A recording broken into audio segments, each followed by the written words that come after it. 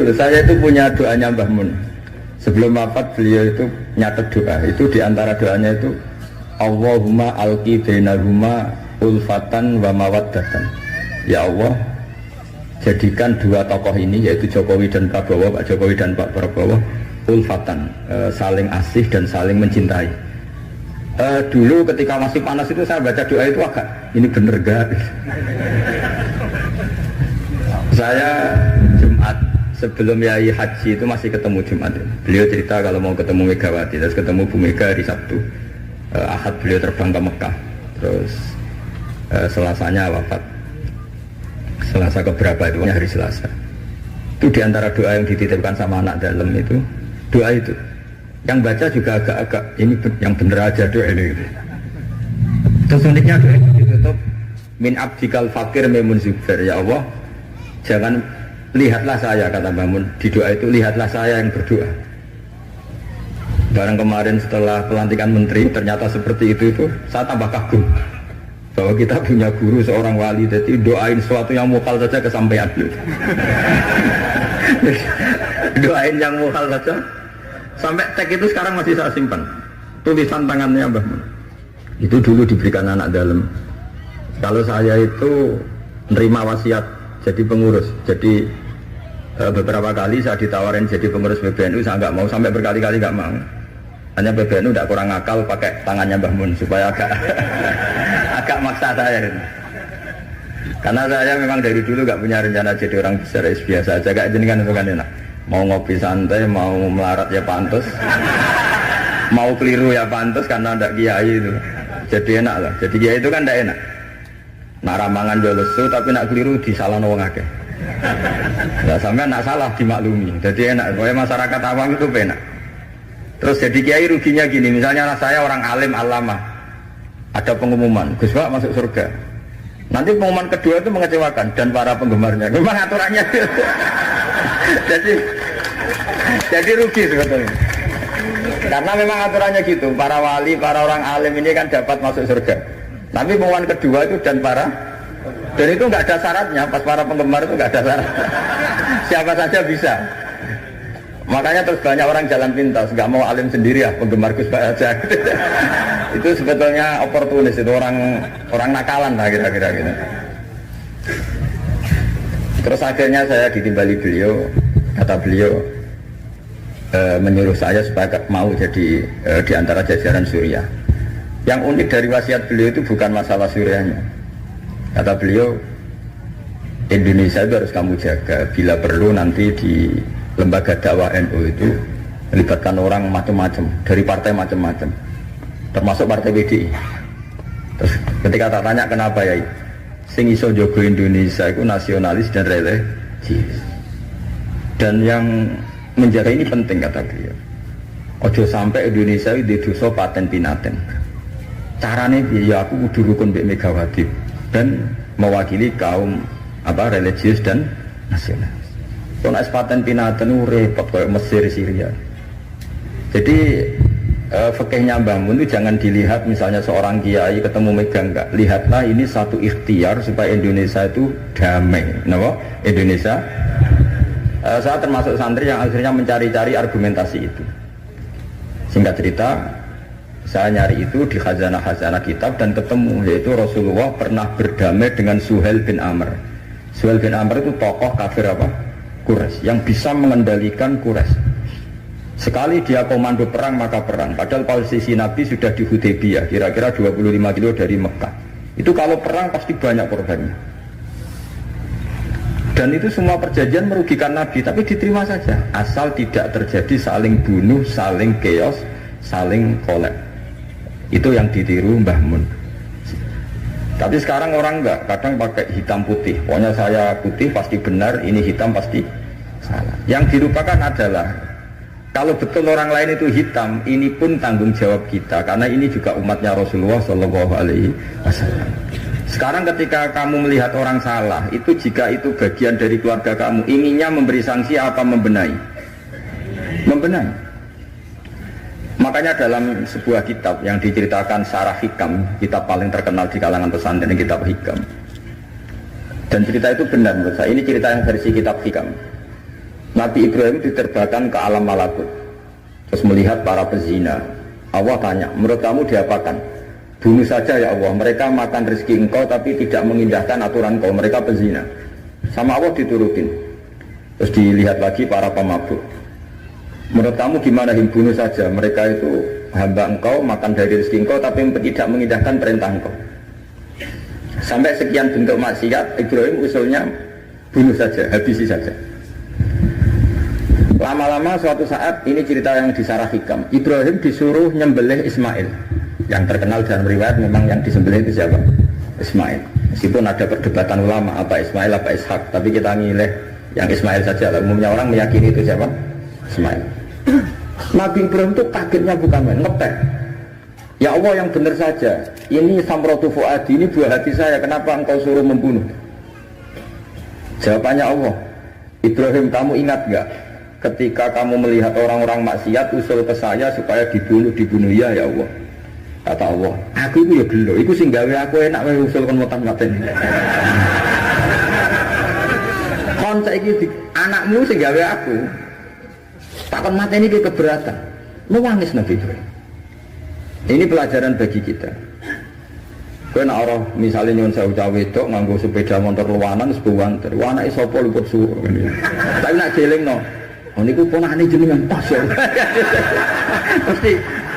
Mesti gitu. Sebetulnya keantian kita pada maksiat itu bukan karena maksiat, plus orang itu tidak warga kita. Gayanya saja kamu tegas, sebetulnya enggak juga. Gitu.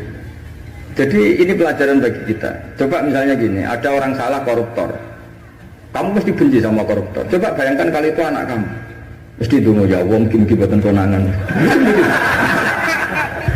Dan sama.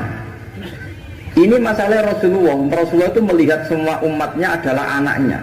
Sing lagi abangan, sing lagi setengah abangan, sing hitam, semuanya adalah Maka kalau ini semua umatnya melihat orang abangan, ya pikirannya itu memandu mereka tobat, bukan malah dianggap kafir. Makanya kita menolak paham takfiri, paham yang mengkafirkan orang lain. Karena ibaratnya paham takfiri itu enggak rasional, secara fikih enggak rasional. Allah yang Tuhan saja, yang punya semuanya, itu jelas ngendikan qul ya ibadiyalladzina asrafu ala anfusihim la taqnatu min rahmatillah. Terus ayat wa anibu ila rabbikum. Orang-orang yang sudah melampaui batas oleh Allah dipanggil, ayo kembali ke saya kembali. Kemudian orang-orang takfiri ini, orang-orang ekstremis ini, hamba Allah yang sedang maksiat dianggap tidak Islam atau kafir, keluar dari area kemukminan. Wong yang Allah Tuhan saja yang di luar disuruh masuk. Ini yang sudah masuk malah disuruh keluar. Coba Nabi diutus jadi Nabi itu untuk mengislamkan orang kafir apa untuk mengkafirkan orang Islam? Ya Nabi lo diutus itu untuk mengislamkan orang kafir apa mengkafirkan orang Islam? Mengislamkan orang. Makanya aliran-aliran ekstrim sidik-sidik mengkafirkan orang itu satu mesti goblok dulu mesti. Dua mesti gak tahu ngaji. Tiga terlalu semangat tapi khazanah ilmunya itu pas-pasan. Karena tadi kebencian kita ini pasti ada unsur dengan tanda kutip nafsu. Ya tadi kamu benci sama cawe wedok sing kuwatokan cekak sepedaan motor buwanter. Bareng mbok pisoi jebule wong ayu banget seneng kowe. Kira-kira masih misoi ndak gitu. Itu mesti atau gini, kamu benci sama orang yang nyulayani janji. Zaid tidak janji sama kamu mesti marah. Janjian kok gak rene gini-gini. Coba Zaid itu orang yang ngutangi kamu. Berani nggak ngumpat-ngumpat Zaid meskipun nyulayani janji? Zaid itu orang yang memberi utangan kamu 10 juta terus janjian nyulayani janji, bisa nggak kamu bentak Zaid? Terus gak ditagih sewenang. Artinya ketika kamu disulayani janji marah itu mesti gini, sudah nyulayani janji plus tidak berjasa. Nah ini yang kita dapat kearifan dari Nabi Ibrahim. Saat kita enak saja usul orang maksiat dibunuh, dimatikan oleh Allah, itu plus mereka kebetulan tidak anak kita. Coba andaikan zaman di alam malakut Ibrahim tahu yang nakal itu anaknya, apa kira-kira usul demikian? Nah makanya ini jaga kearifan kita, bahwa bayangkan orang lain itu keluarga kita. Makanya kearifan dari bapak saya, bapak itu senangnya kancanan orang macam-macam, langsung musim bulat-bulat. Terus setiap saya tanya, kenapa Pak? Sing gelem dadi ngono iku ya sapa? Mesti jawabannya gitu. Karena itu kearifan. Sing gelem dadi ngono iku santrinya Bapak dulu yang bulat ya banyak. Kiai iku bengkel, nek ora gelem dadani barang rusak ya ora usah dadi apa? Kiai. Makanya saya ini keterusan, saya termasuk jenis kiai yang enggak tegas. Tapi karena kearifan. Kiai yang terlalu tegas itu biasanya enggak pati arif. Ya tadi, bayangkan itu anak kamu. Kepengen ngaji malah diboyong. Cara itu anakmu. Pak Yai memberi kepengen didadani malah jiran. Jadi ini pelajaran bagi kita. Jadi coba khazanah-khazanah itu jangan sampai hilang. Memang ada banyak riwayat tentang Nabi Ibrahim menyembelih Ismail. Sebagian kitab meriwayatkan bahwa Ibrahim itu saking senangnya sama Allah.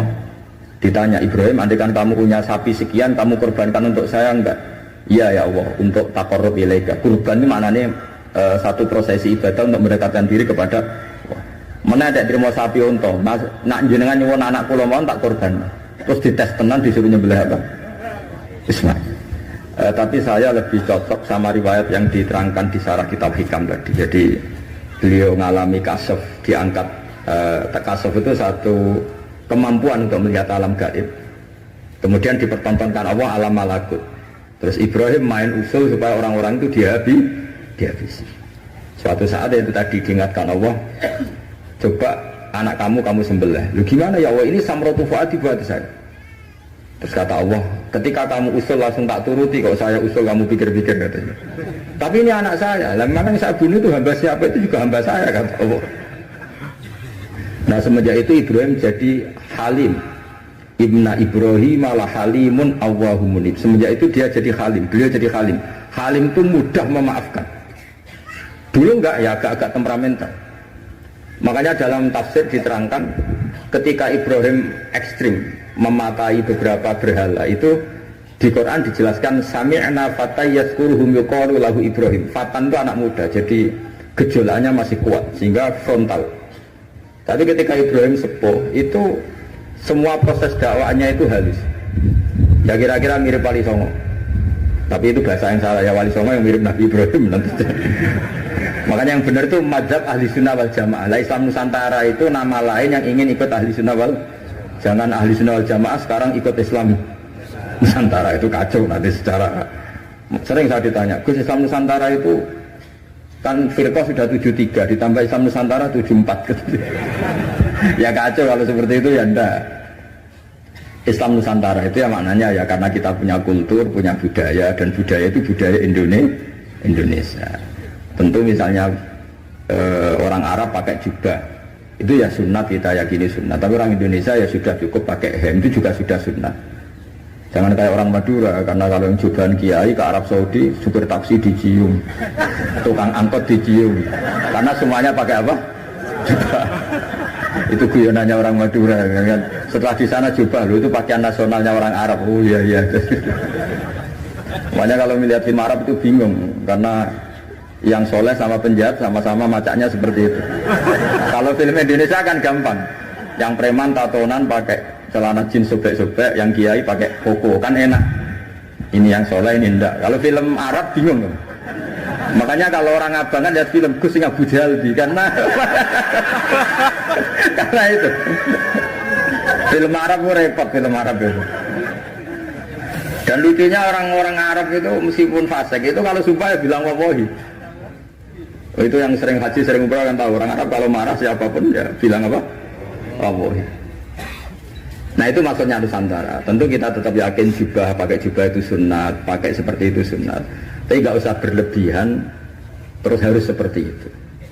Karena kewajiban kita yang penting adalah satrul aurat nutupi aurat, meskipun dengan cara negara masing. Nah, negara masing-masing ini kemudian oleh kiai kadang diistilahkan apa Islam Nusantara. Sama lihat kan ulama-ulama Turki ya pakai turbus, pakai peci, yang ulama Rusia ya pakai baju khas Rusia. Ya semuanya pakai khas daerah masing-masing dan itu nggak masalah. Karena kata Allah wa ma arsalna mir rasulin illa bilisani apa qaumi. Semua rasul itu punya tradisi sesuai tradisi kaumnya masing-masing. Tentu tradisi yang positif. Jadi tidak perlu diperdebatkan. Tapi tetap saya ingin berkeyakinan bahwa pakai jubah itu ya sunat, pakai hem ya sunat, pakai pakaian ala Indonesia yang santun itu juga apa? Sunat. Karena sakofa itu satu tradisi. Nah, bayangkan kalau tradisi itu terjadi di perdamaian, kayak tadi Tepo Seliro. Sebelum ada Menteri Pertahanan, sebelum ada Menko Polhukam, sebelum ada polisi, orang Indonesia itu, misalnya dulu di sini ada Bandur sama ada orang-orang sepuh. Itu saya ngapain nom-nom tukaran rebutan warisan di sini, sungkan sing sepuh. Jadi tanpa ada polisi ini sudah ada kearifan yang bisa mengendalikan orang tidak rebutan warisan, tidak konflik. Sekarang enggak, ambil dulur konflik yang pengadilan. Banyak enggak orang konflik harta warisan sampai ke pengadilan? Kadang. Artinya apa? Ketika ada lembaga peradilan justru kita kehilangan kearifan. Makanya ngaji di sini saya mau minta sekali tradisi-tradisi kearifan kita hidupkan lagi. Ini yang terakhir saya cerita sujud. Terus orang terlatih tanggung jawab sendiri. Rasulullah itu betul bisa nyafaati. Itu semua ulama ijma Rasulullah bisa mensyafaati. Tapi ketika anak dalam, kalau mungkin bahasa sekarang itu pembantu, anak dalam lah kalau dalam bahasa pesantren, itu ditanya, engkau mau nikah, engkau mau boyong, kamu minta saya apa? Ya Rasulullah saya kasih waktu 3 hari untuk menentukan saya minta apa. Setelah 3 hari anak itu ketemu Rasulullah, as'aluka murafaqataka fil jannah, saya minta supaya jadi temanmu di surga. Nabi tanyanya unik, kamu diwarai orang apa karena kamu sendiri?